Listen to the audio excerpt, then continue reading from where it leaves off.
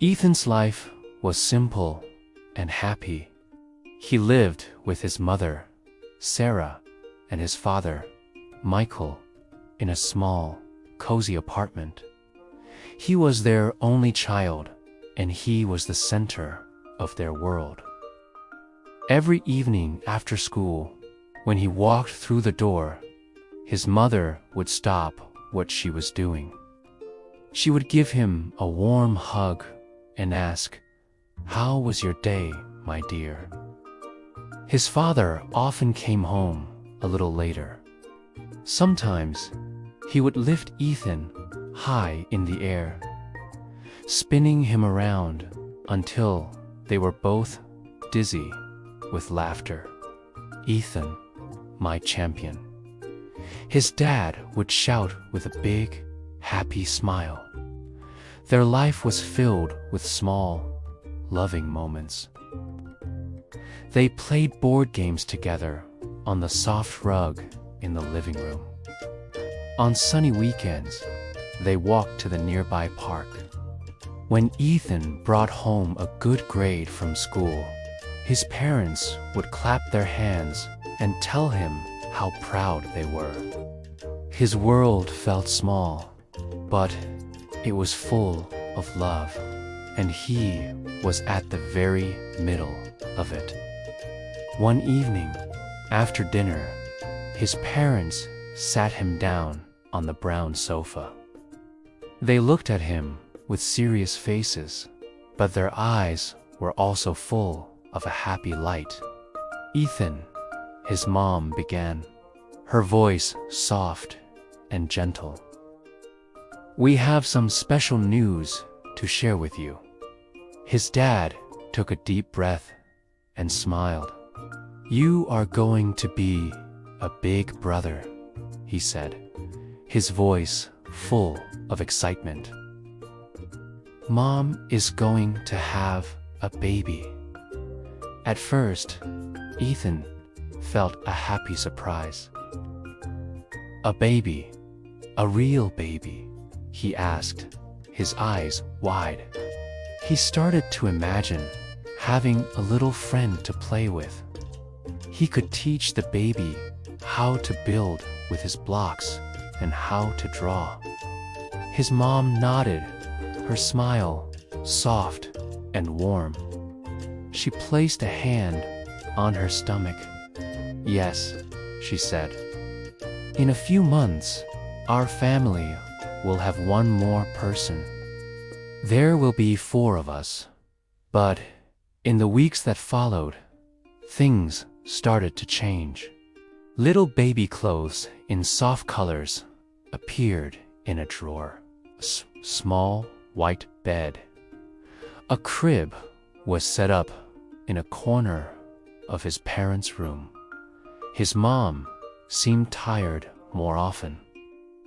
She moved more slowly around their small apartment and sometimes needed to rest on the sofa in the middle of the day. Sometimes, when Ethan wanted to tell his parents about a funny thing that happened at school, they were busy. They talked about doctor appointments, or they looked at lists of baby names. Their attention was not always on him anymore. One night, as he lay in his bed, Ethan stared up at the dark ceiling. The only light came from the small lamp in the hallway.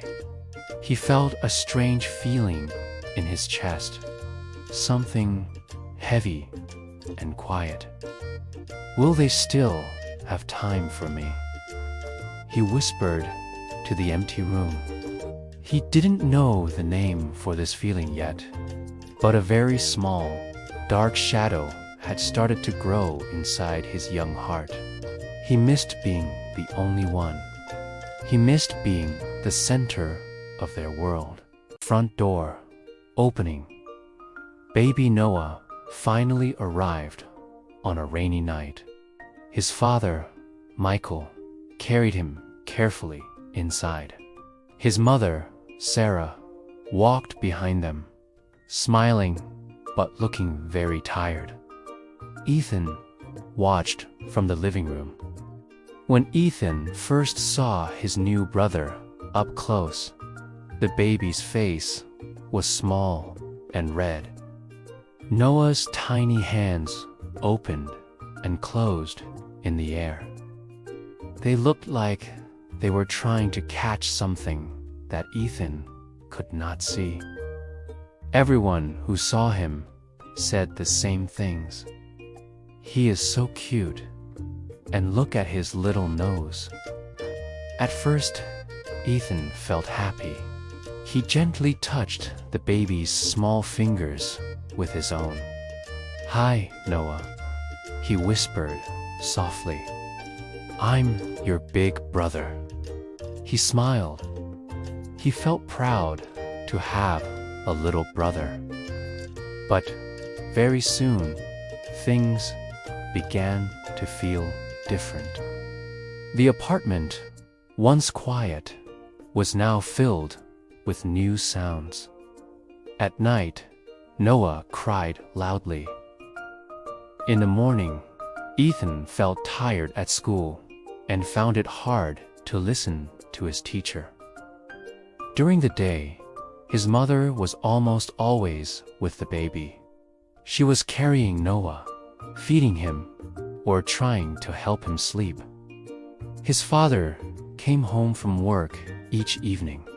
Before, he always asked Ethan, "How was your day, son?" Now, he walked straight to Sarah and the baby. "How's the baby? Is he okay?" he would ask first. Only later did he remember to ask Ethan about his day. One afternoon, Ethan ran home from school, feeling excited. He held a paper in his hand. "Mom, Dad, I got a high score on my math test," he shouted as he opened the door. Sarah was sitting on the brown sofa.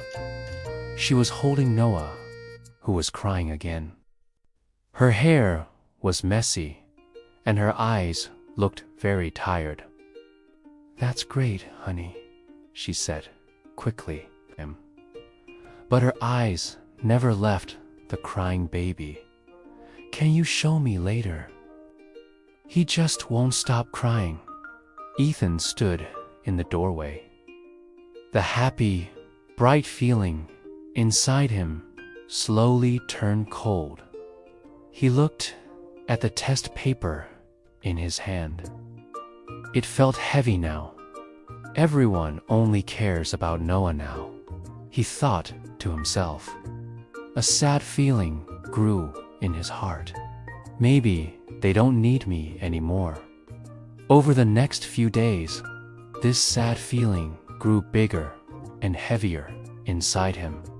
When relatives and friends visited, they always brought presents, but the presents were for the baby. They brought small clothes, soft toys, and blankets for Noah. People would look at Ethan and say, "You're the big brother now. You must be a good helper and understand." But no one asked him how he really felt. Sometimes, Ethan would stand by Noah's small white bed and watch him sleep. He saw the baby's peaceful face and felt a small, angry storm inside his chest. A quiet, difficult thought entered his mind. If he wasn't here, Ethan thought for just a moment, maybe everything would go back to normal. He felt bad right away. He shook his head to make the thought go away.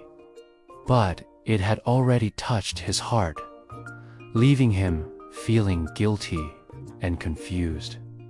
Then, one night, everything changed. Noah would not stop crying. His cries were weak and sounded painful.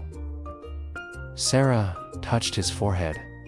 "He's so hot," she said, her voice full of worry. She held him close, and panic started to show in her eyes. "His breathing sounds strange. Something is wrong." Michael quickly looked at the baby. His face became serious. "You're right," he said. "We have to go to the hospital." He grabbed the car keys from the small table near the door. They moved very quickly. "Ethan, your Aunt Lisa is coming. Please stay here with her," his dad said in a rush. "We'll call you as soon as we know something." The front door closed behind them. The sound of their footsteps faded away. The apartment, which was always so noisy with Noah's cries, was now too quiet. The silence felt heavy and scary. Ethan stood alone in the middle of the living room. His hands felt cold. The thought of his little brother being gone did not feel good at all. It did not feel like things would be normal. Instead, it felt like a deep, frightening hole was opening up right under his feet. He was scared. He was scared for Noah. That night, Ethan stayed at his aunt's house. But his heart was not there. He could not eat his dinner. He could not watch TV. He only thought about his baby brother, Noah. He remembered Noah's small face, hot and crying in the hospital. A quiet voice whispered inside him, "What if he doesn't come back?" Ethan felt a deep sadness in his chest. He remembered when he wished the baby would disappear. Now, those thoughts felt sharp and very painful. The next day, he went back to his own apartment. His parents were at the hospital with Noah. The apartment felt too big and too empty. He was all alone. He walked to the small table near the window. He put his hands together, just like he had seen in pictures. His voice was very soft. "God," he whispered, looking out the window.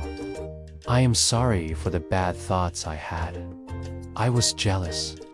I thought my parents didn't love me anymore." A small tear ran down his cheek. "But I don't want to lose my brother. Please, please help Noah get better. I promise I will be a good big brother. Just let him come home." Every day, Ethan waited for news. He called his parents often. He listened very carefully to their voices. "He is still weak, but the doctors are helping him," his mother, Sarah, said one day. Her voice was tired, but it was still gentle and kind. That night, Ethan prayed again. He thought about how small Noah's hands were. He remembered how the baby had held his fingers so tightly, and in that moment, he realized something very important. He did not just miss his old life before the baby. He truly, deeply loved his little brother. "He is breathing better now," his father, Michael, said on the phone. His voice sounded a little stronger. "The doctors think he can come home soon." Ethan's heart felt a little lighter. Hope started to grow inside him. On the day Noah finally came home, the apartment was full of quiet happiness. Sarah walked in, holding Noah wrapped in his white blanket. Her eyes were wet with tears, but this time they were tears of relief and joy. Michael followed her, smiling, a tired but happy smile. Ethan stepped forward. His heart was beating fast. His mother looked at him and smiled warmly. "Do you want to say hi?" she asked. He nodded his head, unable to speak. He carefully reached out and touched Noah's small hand. "Hey, little brother," he said softly. "I'm so glad you're home." Noah's tiny fingers curled around his, and for a moment, his big, dark eyes opened. Ethan felt a wonderful warmth spread through his whole body. He was not jealous anymore. He was just happy. That night, the family sat together on their brown sofa. Sarah held Noah in her arms. Michael sat next to her, and Ethan sat close on the other side. The room was still small, but it felt bigger now. It felt full of love, with 4 hearts beating together. Ethan looked at his parents. He said quietly, "I thought you didn't love me as much anymore." Sarah put her free arm around him and pulled him close. "Oh, Ethan," she said, her voice soft. "Our love didn't get smaller. It just had to stretch to include one more person. It grew bigger." Michael nodded and put his hand on Ethan's shoulder. "You are our first son," he said kindly. "We are so proud of you. And now, you are also a big brother. That is a very special job." Ethan rested his head on his father's shoulder.